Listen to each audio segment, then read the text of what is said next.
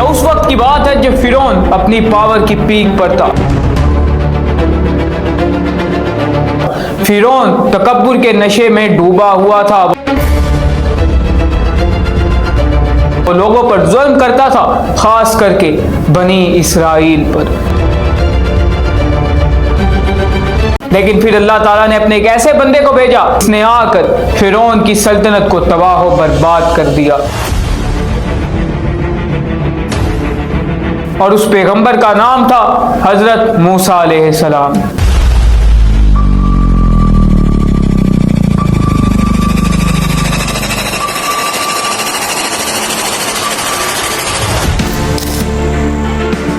فرعون کو بنی اسرائیل سے کیا مسئلہ تھا؟ فرعون بنی اسرائیل سے اتنا اس لیے ڈرتا تھا کیونکہ اس کے نجومیوں نے اس کو یہ بتایا تھا کہ بنی اسرائیل میں ایک بچہ پیدا ہوگا جو بڑا ہو کر تمہاری اور تمہاری سلطنت کے لیے خطرہ بنے گا۔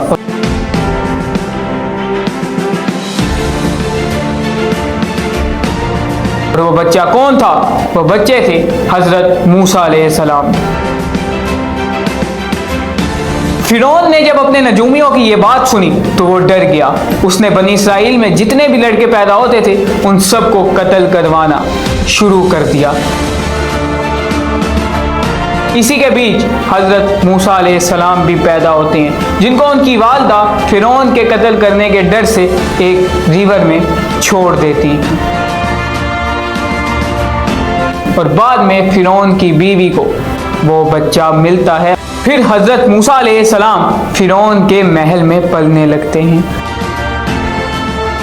پھر حضرت موسیٰ علیہ السلام جیسے جیسے بڑے ہوتے ہیں وہ اپنے لوگوں کے اس عقیدے کو دیکھ کر بہت پریشان ہوتے ہیں کہ یہ لوگ ایک طرف بتوں کی پوجا کرتے ہیں اور دوسری طرف اس فرعون کو اپنا خدا کہتے ہیں۔ حضرت موسیٰ علیہ السلام کو ان کا یہ عقیدہ بالکل پسند نہیں آیا، اور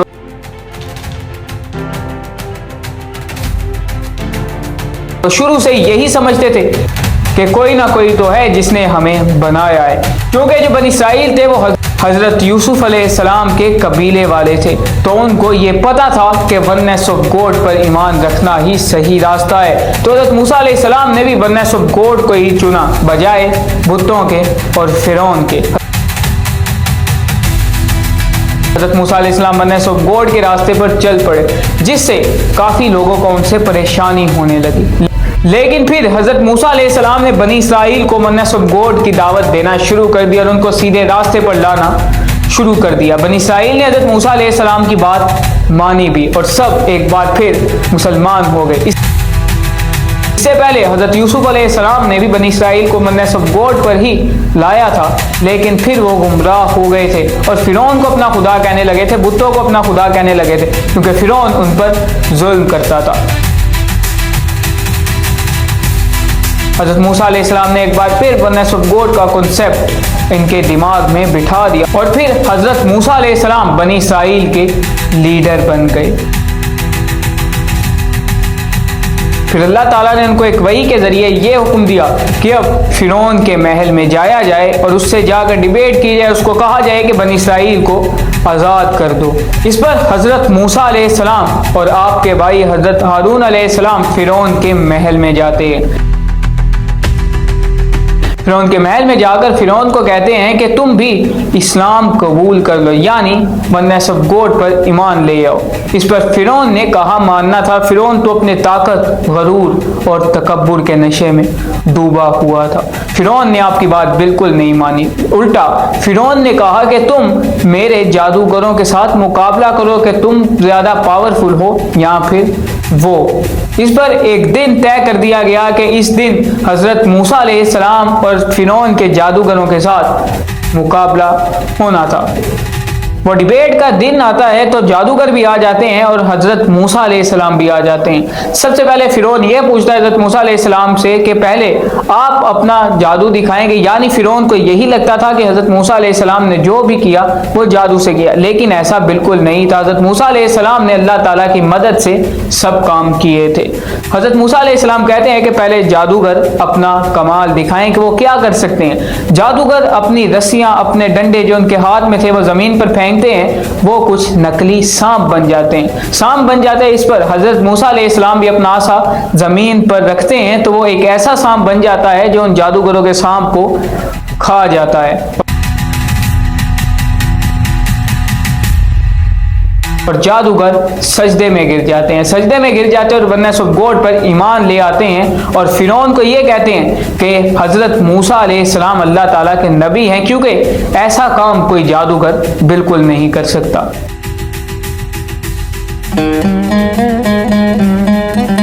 لیکن فرعون کو کہاں سمجھ آنی تھی؟ فرعون ابھی بھی نہیں سمجھا. پھر اللہ تعالیٰ نے فرعون کی سلطنت پر کچھ عذاب بھیجے. سب سے پہلا عذاب فلڈ آ گیا.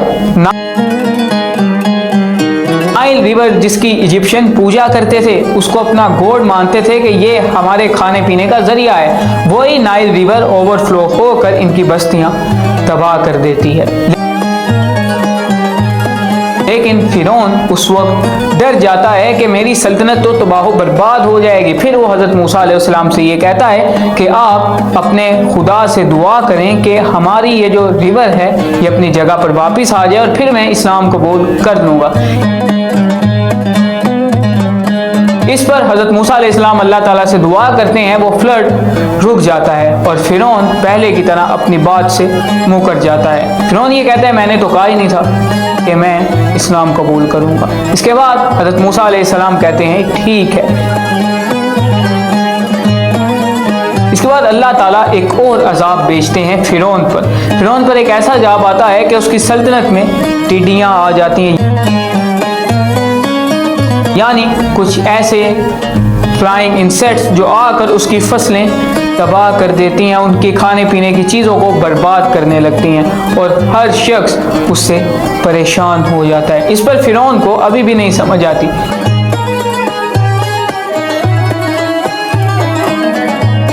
پھر ایک اور عذاب آتا ہے.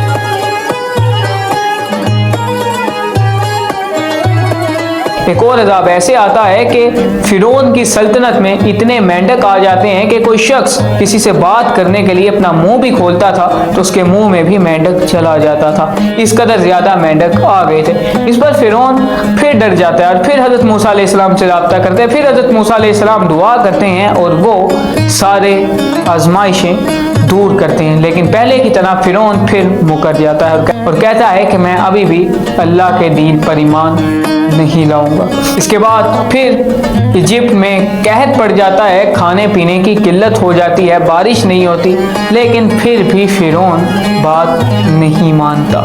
اس پر حضرت موسیٰ علیہ السلام بنی اسرائیل کو اکٹھا کرنے شروع کر دیتے ہیں کہ اب فرعون نے تو ہماری بات ماننی نہیں تو ہمیں خود ہی فلسطین کی طرف جانا چاہیے. حضرت موسیٰ علیہ السلام بنی اسرائیل کو اکٹھا کرتے ہیں اور یروشلم کی طرف روانہ ہو جاتے ہیں. اس کے بعد حضرت موسیٰ علیہ السلام کو حضرت یوسف علیہ السلام کی وہ نصیحت یاد آتی ہے کہ جب بنی اسرائیل اپنی زمین میں واپس جانے لگے تو میرے جسم مبارک کو بھی اپنے ساتھ لے جائیں اور مجھے وہاں جا کر دفنائیں. اس پر کسی کو حضرت یوسف علیہ السلام کی قبر مبارک کا نہیں پتا ہوتا اور ایک بوڑھی عورت تھی پورے ایجپٹ میں جو پرانی تھی اور اس کو پتا تھا کہ حضرت یوسف علیہ السلام کی قبر مبارک کہاں پر ہے. اس پر حضرت موسیٰ علیہ السلام اس عورت کے پاس جاتے ہیں, اس سے اس قبر کا پتہ کرتے ہیں کہ کہاں حضرت یوسف علیہ السلام کو دفنایا گیا تھا. وہ عورت کہتی ہے کہ آپ پہلے مجھ سے یہ وعدہ کریں کہ میں آپ کے ساتھ جنت میں جاؤں گی. اس پر اللہ تعالیٰ حضرت موسیٰ علیہ السلام کو یہ کہتے ہیں کہ اس نے جو مانگا اس کو دے دیا گیا ہے. پھر وہ عورت حضرت موسیٰ علیہ السلام کو ایک کنویں کے پاس لے کر جاتی ہے اور بتاتی ہے کہ اس کے نیچے ہمارے پیارے حضرت یوسف علیہ السلام کو دفنایا گیا تھا. حضرت یوسف علیہ السلام کا جسم مبارک وہاں سے لے جایا جاتا ہے اپنے ساتھ اور ان کو کنعان میں جا کر یعنی یروشلم میں جا کر دفنایا جاتا ہے. لیکن راستہ اتنا آسان نہیں تھا. جب بنی اسرائیل اپنی راستے کی طرف روانہ ہوئے تو پیچھے سے فرعون کی فوج آ گئی. فرعون آ گیا کہ بنی اسرائیل کو یہاں سے جانے نہیں دیا جائے گا اور اینڈ میں حضرت موسیٰ علیہ السلام اور بنی اسرائیل سمندر کے کنارے پہنچتے ہیں. ادھر سے فرعون کی فوج بھی آ جاتی ہے. دونوں کے درمیان بنی اسرائیل, پیچھے فرعون اور آگے سمندر. समुंदर देखकर बनी इसराइल ये कहते हैं कि हज़रत मूसा अलैहिस्सलाम ने तो हमें फंसा दिया, अब फिरौन के गज़ब से हमें कौन बचाएगा। हज़रत मूसा अलैहिस्सलाम इससे कहते हैं कि मुझे भरोसा है कि मेरा अल्लाह मेरे लिए कोई रास्ता ज़रूर निकालेगा। इस पर अल्लाह ताला हज़रत मूसा अलैहिस्सलाम को ये हुक्म करते हैं कि अपना आसा ज़मीन में मारो, और जैसे ही हज़रत मूसा अलैहिस्सलाम ऐसा करते हैं तो समुंदर दो टुकड़ों में डिवाइड हो जाता है, इससे बनी इसराइल समुंदर के रास्ते, समुंदर के दरमियान में से समुंदर को क्रॉस करते हैं। और जैसे ही फिरौन की फौज उनके पीछे समुंदर में जाती है तो फिरौन तब भी तकब्बुर में डूबा हुआ था। वो ये कह रहा था, देखो समुंदर भी मेरे गजब से लरज गया और मेरे लिए रास्ता बना दिया। इस पर वही समुंदर अपनी जगह पर वापस आता है और फिरौन को अपने अंदर समा लेता है, और हजरत मूसा अलैहिस्सलाम और बनी इसराइल उस समुंदर से निकल जाते हैं और फिरौन तबाह व बर्बाद हो जाता है।